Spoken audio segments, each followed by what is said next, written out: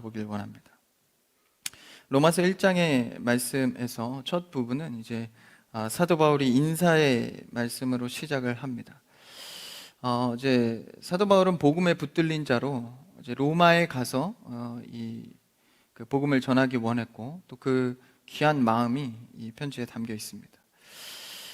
그래서 사도 바울이 이 복음에 관하여서 어느 정도로 자신이 생각을 했나, 그러니까 내가 할 일 정도가 아니라 나는 이것을 위해 부름받은 자, 그러니까 내 삶의 평생의 목적은 복음이다라는 것입니다. 그러니까 우리의 삶에서 신앙생활 어떤 일정 부분이나 어떤 적용할 거리가 있는 것을 찾아서 하는 것이 아니라, 여러분, 우리의 신앙의 복음의 삶은 전체의 삶인 줄 믿습니다. 그러니까 복음이 안 미치는 곳이 없고 은혜가 안 미치는 곳이 없습니다. 그러니까 우리가 따로 설정해서 은혜를 생각하는 것이 아니라, 이 하나님의 은혜는 우리의 삶의 전반을 주관하고 있습니다. 그래서 단순히 우리는 신앙생활 할 때 종교적 의지를 하는 것이 아니라 내 삶을 온전히 맡겨드리는 것을 의미합니다. 그래서 1절에 보면 예수 그리스도의 종 바울이라고 표현을 합니다. 항상 바울이 이렇게 표현하기를 좋아하는데요, 그러니까 예수 그리스도의 메인자, 맨 앞줄에 예수 그리스도가 있으니 나는 그것을 따르는 종이다. 그래서 사도로 부르심을 받고 은사와 수많은 복음의 내용들을 전하지만 그 모든 것들은 예수 그리스도께 매여서 하는 것이다. 그래서 이 복음에 택함 받고 복음의 삶을 온전히 드리는 자는 삶의 결정들이 명확합니다. 시련과 환난, 어려움이 와도 이 결정들이 명확합니다. 여러분의 삶의 결정들은 예수 그리스도로 말미암아 명확하기를 축복합니다. 저도 이제 논리적으로 명확한 걸 저도 좋아하는 성향이 있습니다. 근데 그것을 넘어서 신앙생활을 하다 보니까 내 논리로 정확한 게 아니라 예수 그리스도의 이름으로 정확한 것이 결국 복되다라는 것입니다. 여러분 삶이 이해가 되지 않아도 예수 그리스도의 이름으로 명확하다면 그것을 따라갈 수 있기를 바랍니다. 그래서 사도 바울이 그 마음을 갖고 이 편지의 내용을 복음에 관하여서 이제 성도들에게 전하게 됩니다. 한번 1절을 넘어서 2절을 한번 같이 읽어볼까요? 본문 2절입니다. 시작. 이 복음은 하나님이 선지자들을 통하여 그의 아들에 관하여 성경에 미리 약속하신 것이라. 예수 그리스도, 사도 바울이 그렇게 전하고 싶은 예수 그리스도의 그 복음, 이 복음은 하나님이 성경에 미리 약속된 대로 전하고 이루어지는 것이다 라는 표현을 하고 있습니다. 근데 여기서 표현에서 우리가 주목할 것은 이 복음은 하나님이라는 주어로 시작하는 것입니다.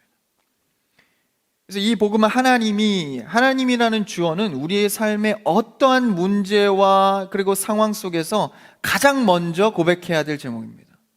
하나님이 하셨다. 하나님이 이 문제를 어떻게, 하나님께서 이 상황을 어떻게. 그러니까 늘 주어는 하나님이라는 고백이 먼저 돼야 합니다. 근데 우리는 사실 뭐에 익숙하죠? 일단 내가. 그러니까 주어를 자꾸 나에게 두고 내가, 나의 것, 내가 어떻게 해야 되는가, 이런 것을 고민하다 보니까 하나님이 하실 수 있는 공간과 시간을 자꾸 뺏어가는 겁니다. 예배에서의 나만의 고독의 시간, 기도의 시간, 이런 것들을 자꾸 내 위주의 시간으로 뺏어가니까 하나님께서 일할 수 있는 공간이 자꾸 적어지는 것이죠. 그러면서 하나님께 받기를 원한다면 하나님께서 일할 공간 없이 어떻게 응답하시겠습니까? 여러분, 나의 것을, 내가 한다고 생각하는 모든 것을 내려놓고 하나님의 공간으로 내어드릴 때 하나님께서 충분히 일하시게 하는 여러분의 신앙이 되기를 축복합니다. 그래서 이 복음의 고백도요, 이 복음은 하나님이 주도하신다라는 것을 의미합니다. 천지창조도 어떤 주어로 시작하죠? 우리가 잘 알죠? 창세기 1장 1절에 태초에 하나님이 천지를 창조하시니라, 이렇게 시작합니다. 그러니까 모든 천지 만물의 시작은 하나님으로부터 출발합니다. 원자, 원소, 어떤 단위, 자연적 만물의 이치, 그게 아니라 모든 주관자는 하나님이로부터 시작한다라는 것이죠. 하물며 우리의 삶의 모든 단계의 시작이 뭐로부터 출발하겠습니까? 나에게 왜 이런 환경이 주어졌죠? 왜 이런 상황이 왔습니까? 내 자녀들과 가정 환경, 직장 환경 왜 이렇게 시작됐습니까? 그 질문과 고단함과 고민 속에서 우리의 기도의 제목은 하나님이라는 주어로 출발하는 여러분 되기를 축복합니다. 성경의 주어도, 모든 일의 주어도 하나님이 되어야 합니다. 그래서 신앙의 숙련도가 낮고 이제 어릴수록, 사도 바울은 어리다고 표현을 하죠. 이 신앙이 어릴수록 주어는 자꾸 내가 됩니다. 나에 대해서, 나. 근데 우리가 신앙생활 하면 알게 되죠. 하나님이 하나님께로 바꾸어져 가는 것입니다. 어릴수록 내가 주어가 되어서 내가 할 수 있는 영역을 늘려가는 것이 아니라 우리가 신앙이 자라가고 성장함에 따라서 하나님께 맡겨주는, 하나님이 주어가 되는 삶이 되기를 원합니다. 그래서 우리의 언어와 우리의 행동 속에 늘 이 하나님이라는 주어가 살아 있어야 합니다. 그래서 작은 고백이지만 작은 일 가운데에서도 읊조리는 거죠. 아, 이거 하나님이 하시겠구나. 야, 어려운 상황이 왔구나. 이거 하나님이 하시겠구나. 하나님이 어떻게 일하실까? 어떤 결과에 대해서도 말입니다. 아, 이거 하나님이 하셨구나. 하나님이 오늘 어떻게 이끌어 가실까? 이 단순한 고백이지만 이 고백이 우리의 삶을 이끌어 간다는 것입니다. 내가 나의 삶을 이끌어 가도록 두지 마십시오. 잠시 나의 삶을 멈추고 하나님이 어떻게 하시는가 고요히 돌아볼 수 있는 여러분 되길 축복합니다. 그러려면 이 고독의 시간이 굉장히 중요해요. 내가 하나님과의 콰이어 타임을 갖는 거죠. 잠깐이지만 기도할 수 있는 여유, 바쁘지만 잠시 삶을 중단하고 예배할 수 있는 여유, 반드시 공간이 있어야 합니다. 그래야 하나님이 우리를 위해 일할 수 있습니다. 그래서 2절에서 그 하나님이 이 복음에 대해서 사도 바울을 일하게 하시는데, 그 일하게 하심은 사도 바울이 감동이 돼서 그냥 자신의 의지로 하는 것이 아니라 선지자들을 통하여서 이미 성경에 약속되었다. 그러니까 선지자, 성경에 수많은 선지자가 있죠. 당시에 이 로마서를 쓸 때는 신약 성경은 완성되지 않았던 때입니다. 그러니까 2절에서 지금 언급하고 있는 성경은 구약 성경을 말합니다. 구약 성경에 수많은 선지자들이 있죠. 그 중에 가장 첫 번째 대표되는 선지자가 바로 아브라함입니다. 아브라함이 하나님의 말씀을 받아서 복된 민족, 이스라엘 민족을 이루겠다고 약속해 주셨죠. 그 언약이 시작이 됩니다. 그래서 아브라함의 이 언약의 믿음에 우리도 지금 들어와 있지 않습니까? 그때 하신 언약이 지금까지도 우리를 믿음으로 이끌어 드립니다. 그래서 아브라함의 복의 언약을 통해서 실제적으로 그 일이 일어난 것이 모세 때입니다. 모세 때 애굽에 갇혀있던 이스라엘 백성들을 이끌어내서 하나님께서 진짜 너희가 나의 백성이다라는 것을 구분짓기 시작하십니다. 그래서 모세를 통해서 시내산에 도착하게 하시고 이스라엘 백성들은 그 밑에, 그리고 시내산 위에는 모세를, 선지자를 부르셔서 율법, 말씀을 줍니다. 그게 바로 성경이죠. 그래서 그게 시내산 언약에서 처음에 아브라함에게 맺었던 언약을 갱신, 실제로 다시 회복시키십니다. 보여주시죠. 율법은 규칙입니다. 하나님께서 하지 말아라, 하라라는 계명인 것이죠. 이 성경책을 아브라함 때로 시작해서 모세 때까지, 그래서 내 백성을 삼았다. 그러고 나서 이제 율법을 준 겁니다. 그러니까 하나님께서는 이미 먼저 자녀를 삼으시고 율법을 주신 겁니다. 그러니까 율법은 조건이 아닙니다. 율법을 잘 지켜야 백성 삼아줄게, 어디 한번 열심히 해봐라고 말한 것이 아니라 하나님께서는 이미 자녀로 택하시고 그 다음 율법을 주신 것이죠. 그러니까 율법이라는 것은 이미 자녀된 자가 지켜야 할 항목들입니다. 그러니까 율법을 지켜야 구원받는 게 아니라 이미 우리는 태초 전부터 선택받아서 우리는 구원된 것이죠. 거기에 율법의 항목들이 붙습니다. 그러니까 도리와 책임으로 주어진 것입니다. 그래서 우리도 결혼을 해서 가정을 이루면 이제 도리와 책임이 생기지 않습니까? 그 도리와 책임을 다 지켜야 결혼을 합니까? 아니죠. 결혼한 뒤에, 이미 가정이 성사된 뒤에 그 뒤에 따라오는 도리와 책임이 있습니다. 하나님께서는 우리를 자녀 삼으시고 이미 택하셨습니다. 그 뒤에 따라오는 도리와 책임이 있는 것이죠. 그래서 이것을 율법이란, 성경이라는 계시의 형태로 우리에게 주셨습니다.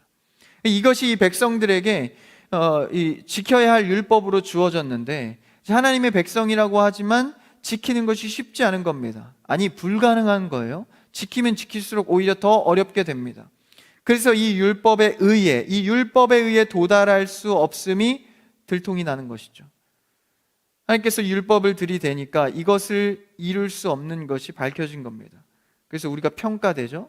절대 의에 이룰 수 없는 자. 로마서 3장 20절에 그 내용이 나옵니다. 한번 읽어볼까요? 앞에 있습니다. 시작. 그러므로 율법의 행위로 그의 앞에 의롭다 하심을 얻을 육체가 없나니 율법으로는 죄를 깨달음이니라. 20절에 보니까 율법의 행위로 하나님의 의에 도달할 자가 없다라는 것입니다. 그래서 율법의 전체적인 기능은 뭐예요? 근본적인 기능은 죄를 깨닫게 함입니다. 다시 말하면 죄인인 것을 알게 하는 것이죠. 하나님께 선택은 받았지만 내가 죄인이므로 이 율법을 지킬 수가 없다는 거예요.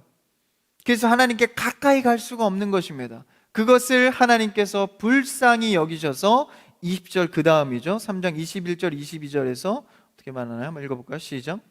이제는 율법 외에 하나님의 한 의가 나타났으니 율법과 선지자들에게 증거를 받은 것이라. 곧 예수 그리스도를 믿음으로 말미암아 모든 믿는 자에게 미치는 하나님의 은이 차별이 없느니라. 우리가 정확하게 죄인인 것을, 의에 도달할 수 없는 것을 율법을 통해서 확인되었습니다. 그 다음에 하나님께서 그들을 불쌍히 여기시고 확인시켜서 무릎 꿇게 하시고 하나님을 바라보게 하셔서 예수 그리스도를 통하여서만이 하나님께로 갈 수 있도록 알려주셨다라는 것이죠. 그래서 율법은 우리가 그리스도에게로 향하게 하는, 인도하는 교사가 됩니다. 여러분, 이 말씀을 통하여서 그리스도께로 가까이 가는 여러분 되기를 축복합니다. 그러니까 이 율법의 기능, 성경의 기능은 다른 거 다 잊어버려도 한 가지 유일한 이 기능을 익혀야 합니다. 말씀을 통해서 그리스도께로 가까이 가리라. 여러분, 이 밤 기도할 때 오늘 말씀을 통해서 예수님과 가까워지는 시간 되기를 축복합니다. 여러분의 문제를 먼저 내려놓기 전에 예수님과의 관계를 먼저 돌아봐야 한다는 것이죠. 우리의 기도는 관계적 기도가 되기를 바랍니다. 그 관계가 있어야 하나님과 소통할 수 있습니다. 그것을 이끄는 것이 율법을 통한 예수 그리스도의 관계입니다. 그래서 우리에게 중보자가 되셔서 하나님께서 우리에게 가까이 할 수 없지만 이 중보자 예수 그리스도를 통해서 우리가 가까워지는 것이죠. 이 필요는 절대적인 필요입니다.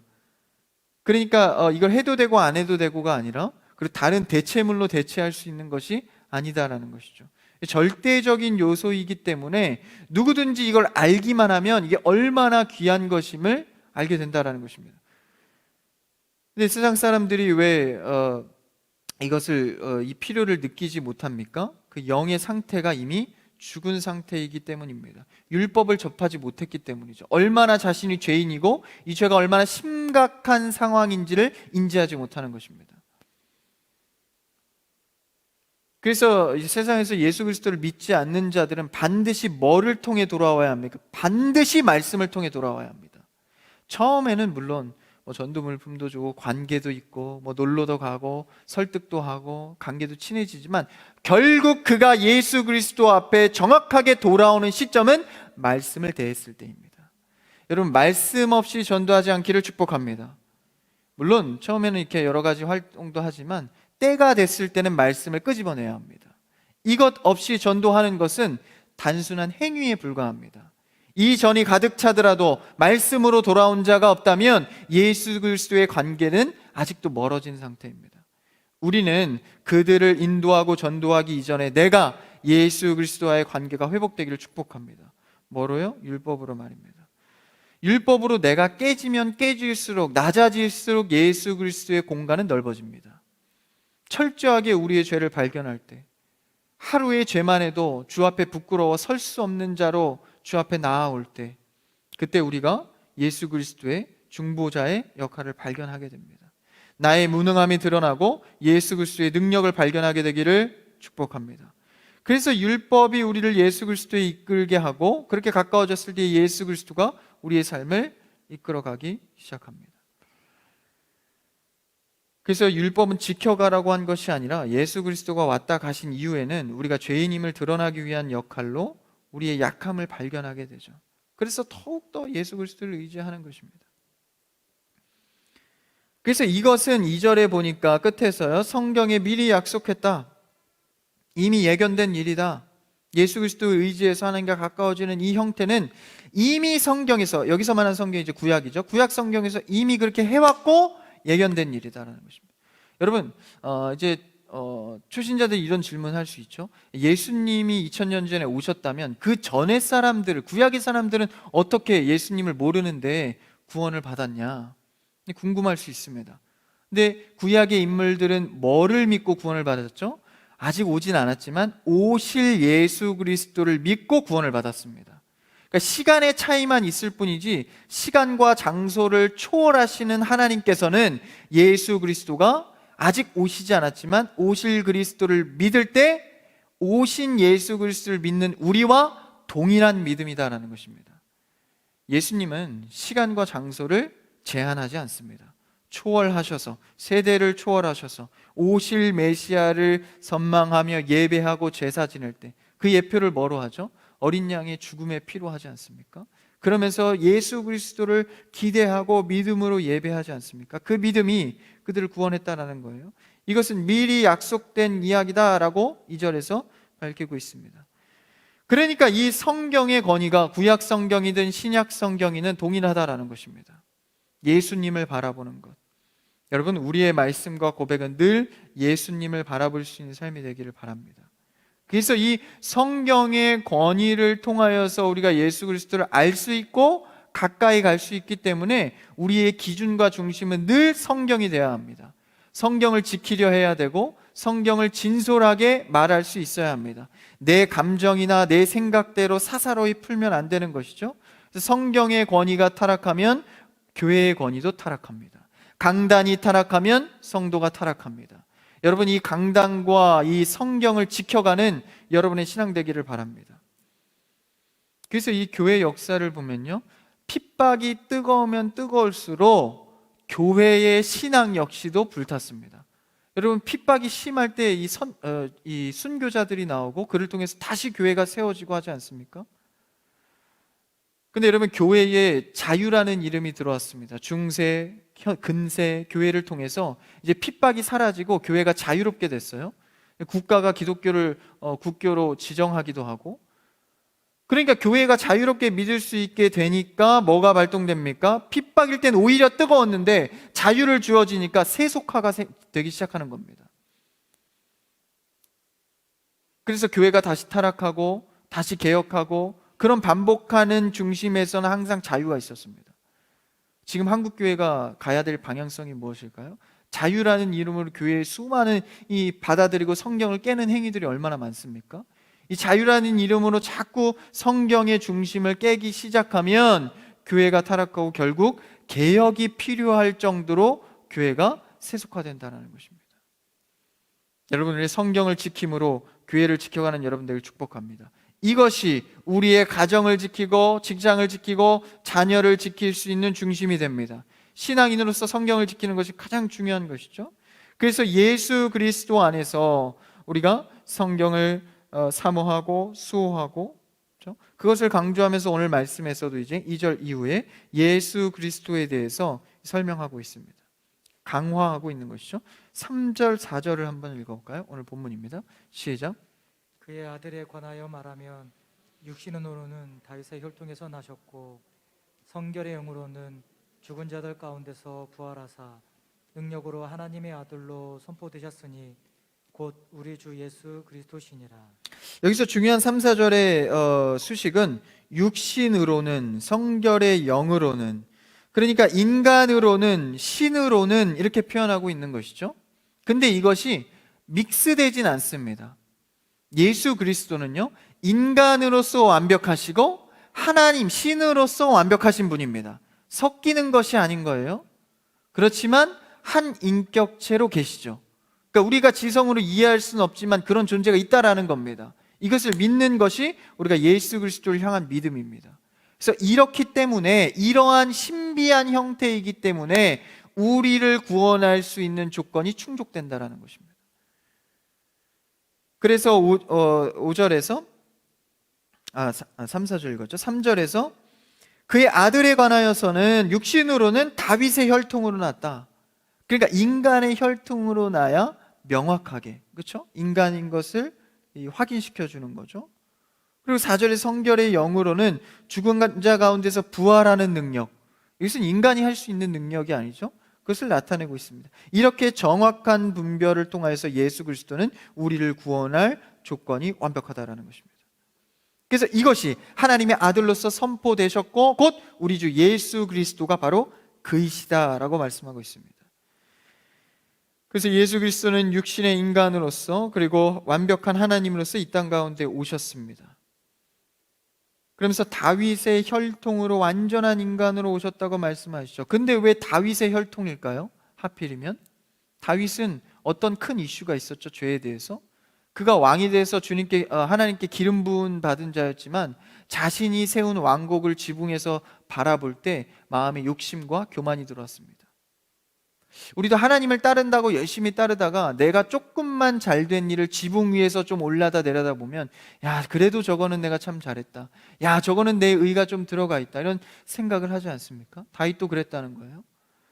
그 높은 성벽에 올라가서 이스라엘 백성들과 그 공동체를 보니까 아무래도 자신의 교만함이 올라온 겁니다. 그래서 처음에 하나님께 기름 부음 받고 그 지켰던 신실함에 어떤 영향을 받게 되죠. 그래서 사람이 참 할 수 있는 간음의 죄, 참 교활한 죄로 남편이 있는 부인을 취하게 됩니다.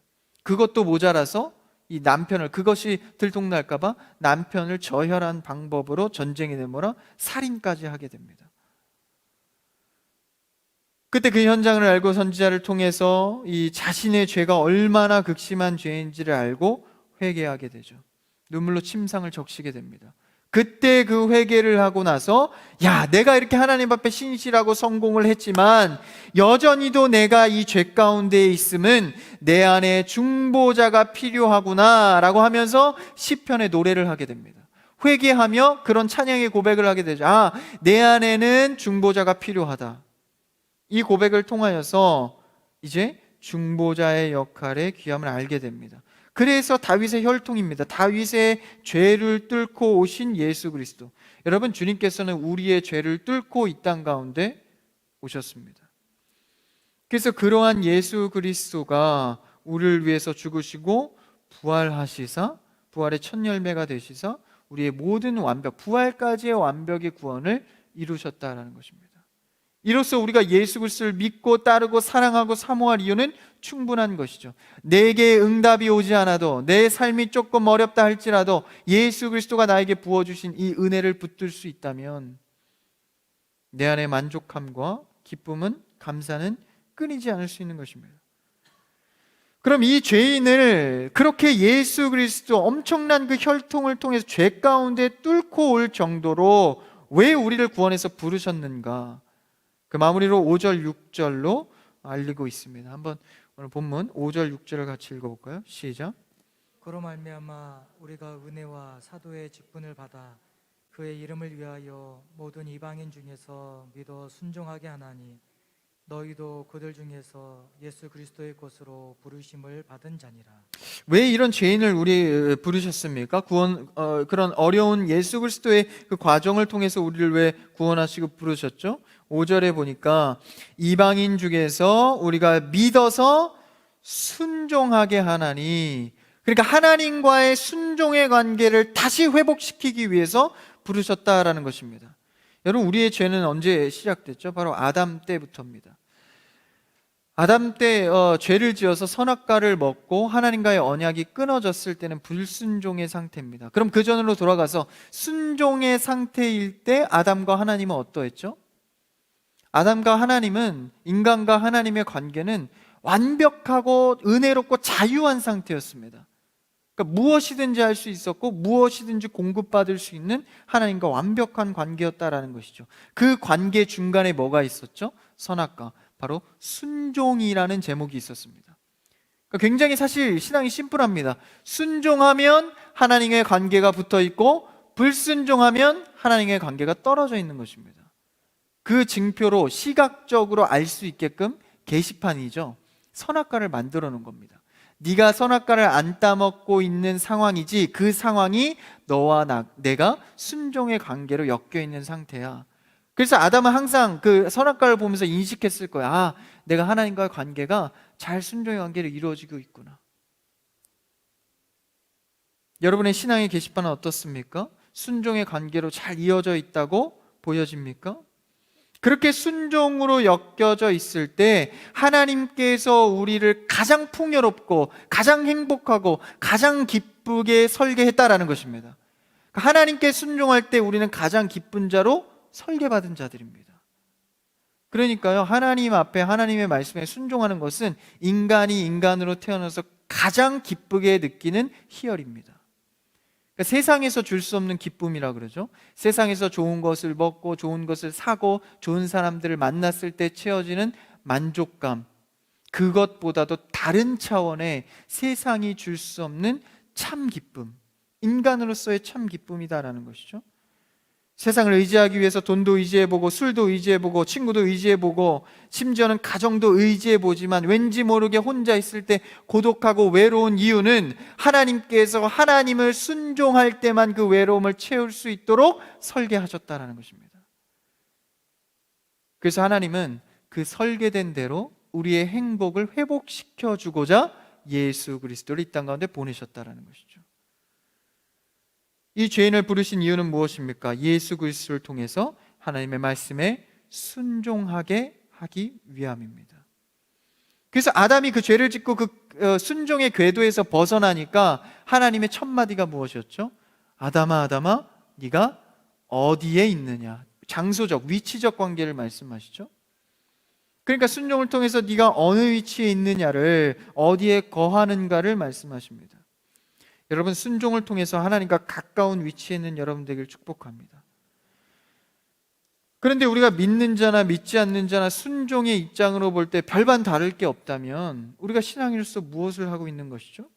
기본적으로 예배는 지키고, 기본적으로 기도의 시간은 내고, 기본적으로 어느 정도 성경의 지식은 있지만 예수 그리스도의 은혜로 인한 순종의 결과가 없다면 우리는 진짜 하나님께서 주시고자 하는 풍요를 못 누리는 자들입니다. 여러분, 예배하고 계십니까? 기도하고 계십니까? 말씀을 읽고 계십니까? 그러면 그 말씀과 기도와 헌신을 통하여서 순종의 길로 나아가는 여러분 되길 축복합니다.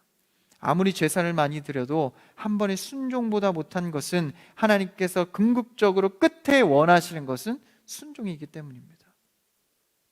그래서 우리는 신앙의 전문인들이 되어야 합니다.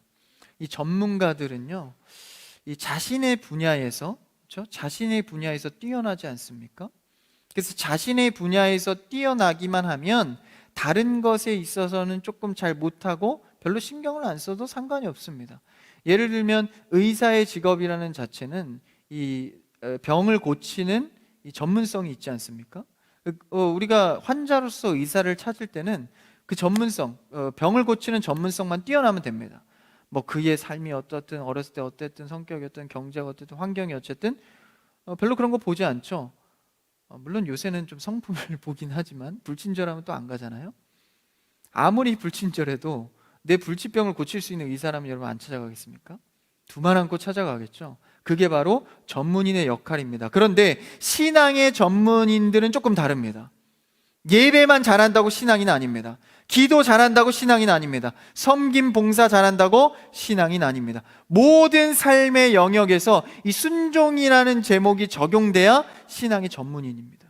그러니까 신앙인은요, 삶 자체이기 때문에 어느 한 파트만 잘한다고 되는 것이 아닙니다. 신앙인은 삶의 모든 영역에서 하나님과 순종해야 합니다. 그래서 신앙인들이 어려운 거예요. 처음에는 이런 걸 이론적으로 대하니까. 처음에 이렇게 해야 된다, 순종해야 되고, 뭐 해야 되고, 뭐 하지 말아야 한다고. 근데 막상 해보면 하나님의 은혜가 너무 커서 그 순종을 다 감당할 수 있게 됩니다. 여러분, 예수 그리스도의 은혜를 발견하셨다면 순종을 기쁨으로 하시는 여러분 되기를 축복합니다. 그래서 우리의 삶의 모든 영역에 이 순종의 문제가 뻗어 있다라는 거예요. 여러분, 직장이나 가정에서 어떤 문제가 발생했습니까? 그러면 하나님이, 오늘 2절에서 하나님이라는 주어로 시작하죠.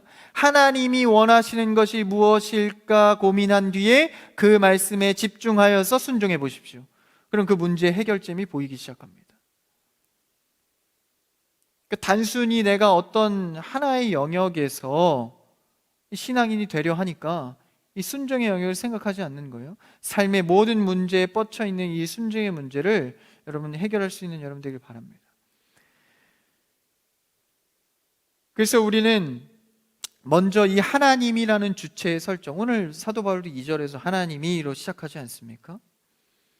그래서 이런 설정을 통해서 이 교회 안에서도 삶 속에서도 어떤 작은 문제에서든지 하나님 예수 그리스도를 통한 순종이 있기를 바랍니다.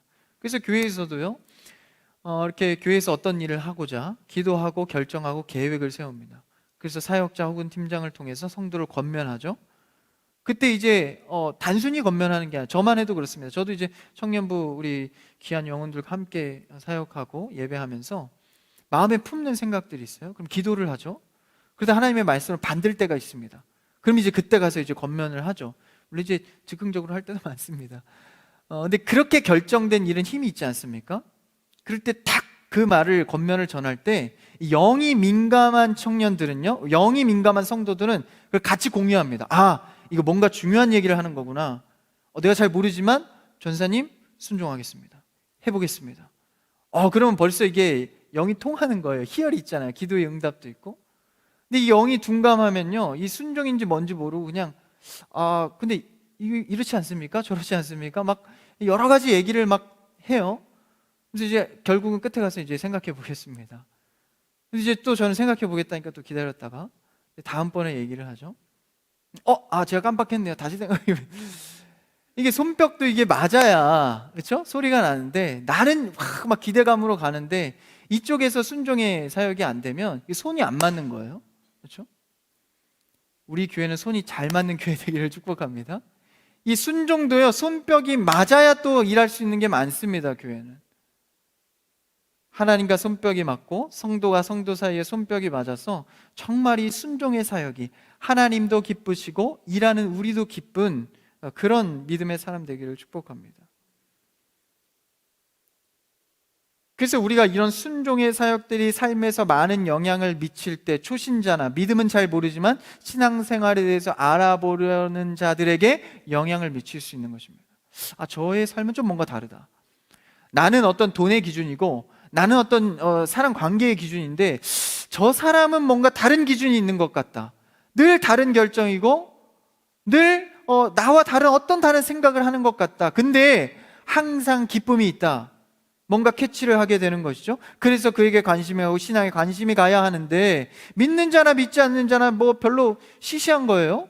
뭐 믿음의 결정들도 별로 없는 것 같고 뭐 순종하는 모습도 별로 없는 것 같고 별반 다를 데가 없는 것입니다. 믿지 않는 자가 관심이 가겠습니까? 하나님에 대한 사랑과 교회의 헌신이 순종으로 뛰어나지면 여러분 우리는 세상으로부터도 쉽게 논하는 자가 되지 않을 수 있습니다. 그러니까 세상이요 지금은 교회에 대해서 성도에서 굉장히 쉽게 논하거든요. 그러니까 이런 성도의 어떤 모습이나 예배의 모습, 교회에 대해서 사실 믿지 않는 자가 언제부터 이렇게 함부로 논했습니까? 그렇죠? 그래서 이런 것들에 대해서 우리가 스스로 지켜지지 우리 스스로 무너뜨린 것이 많다라는 거예요. 여러분 다른 종교만 봐도 그렇습니다. 이번에 그 문재인 대통령이 그 법흥사인가요? 거기서 이제 뭐 불교 잘 모르겠지만 불교의 그 뭐 초석이 되는 이 돌인가 봐요. 그래서 이게 불교계에서 이게 성물로 취급되는 그 초석인데 그걸 모르고 이제 거기에 앉아가지고 뭐 인터뷰하고 얘기한 게 논란이 돼서 불교계에서 어떻게 저렇게 몰상식이란 단어 안 쓴 것 같은데 어떻게 저렇게 그 뭐라 그러죠? 거룩하지 못하게 남의 종교의 성물에 앉아서 저렇게 할 수 있냐? 한번 이슈가 됐더라고요 최근에. 여러분 그런 자들도 그렇게 성물에 대해서 분노하고 난리가 나는데요. 여러분 우리 교회의 성물은 어떻습니까? 교회의 성물은 뭘까요? 교회의 성물은요 성찬과 예배입니다. 예배와 성찬에 대해서 함부로 논하고 성물에 대해서 자리에 앉는 것을 넘어서 야 무슨 예배냐 지금 예배 축소해라 한 주 안 드린다고 죽냐. 근데 이런 것에 동의하는 교회가 생기고 그래 그럴 수 있지 하면서 넘어가고 타협하고 허용하다 보니까 그들도 우리에 대해서 교회에 대해서 예배에 대해서 함부로 논한다라는 거예요. 감히 이렇게 표현하면 어떨지 모르지만 믿지 않는 자가 있지 않기를 바랍니다. 감히 예배에 대해서 말이죠 뭐 안 드려도 돼. 하루도 한 주 뭐 안 드려도 되는 거 아니냐. 근데 이것이 어디서 출발했을까요? 바로 우리의 순종의 문제입니다. 예배에 대해서 얼마나 순종하셨습니까? 예배에 대해서 귀찮게 여기신 적은 없습니까? 기도에 대해서 소홀히 여기신 적은 없습니까? 나의 순종의 문제에 대해서 출발이 다른 믿지 않는 자들이 이 예배를, 교회를 함부로 대하기 시작한다는 것입니다. 여러분, 우리 순종의 제목에서 예배를, 말씀을 소중히 여기는 여러분 되기를 축복합니다. 우리가 시시하게 여기면 이 남들도 시시하게 여기는 것입니다. 마지못해 드리는 것이 아니라 드리지 않으면 안 되기 때문에 드리는 것이죠. 그래서 한 나이가 지긋이 드신 이 성도 한 분이 그런 얘기를 했대요. 이 온라인 예배나 이제 코로나 때문에 예배를 축소하고 모임도 하지 않고 이런 예배를 이렇게 드릴 거 안 드리고 이런 모습을 보고 이제 목회자나 사역자한테 이런 얘기를 했답니다. 우리는 회개해야 합니다. 그러니까 전쟁을 겪으신 나이 정도 되시는 성도님이 전쟁 때에도 피난 중에도 포탄 떨어지는 옆에서 우린 예배했습니다. 목숨의 위협을 받고도. 그러니까 그렇게 우리가 막 다 지혜 없이 하자 이건 아니지만 그러한 정신이 있냐라는 것이죠. 정말 순수하게 그 이유 때문입니까? 아니면 내 마음속에 조금이라도 귀찮거나 조금이라도 편한 것을 선택하고 있지는 않습니까? 여러분, 그 순종의 문제가 결국 교회와 말씀을 지키는 것에 어려움을 겪게 한다라는 것이죠. 여러분, 우리는 뭐 한 사건이나 편협적인 것으로 다 평가할 수는 없지만 우리의 자신의 마음은 알 수 있습니다. 내가 어떤 예배를 드리고 있는가? 내가 어떤 순종의 삶을 살아가고 있는가? 여러분의 삶을 돌아보시기를 축복합니다. 말씀을 정리합니다. 오늘 말씀을 통하여서 우리는 예수 그리스도가 이 땅 가운데 오신 이유를 다시 한번 살펴보길 원합니다. 하나님께서 순종의 관계로 가장 복되고 행복한 그 관계를 회복시키기 위해서 예수 그리스도를 이 땅 가운데 보내셨습니다. 그 은혜를 누리고 예수 그리스도를 알았다면 이제 우리가 삶에 남은 문제는 바로 순종입니다. 어떤 상황 가운데에서도 하나님이 주어가 되어서 하나님이라면 어떻게 하셨을까? 하나님이 무엇을 원하실까? 고민하고 묵상하고 고독히 기도하는 중에 순종의 마음을 품게 되는 여러분 되기를 주님의 이름으로 축복합니다.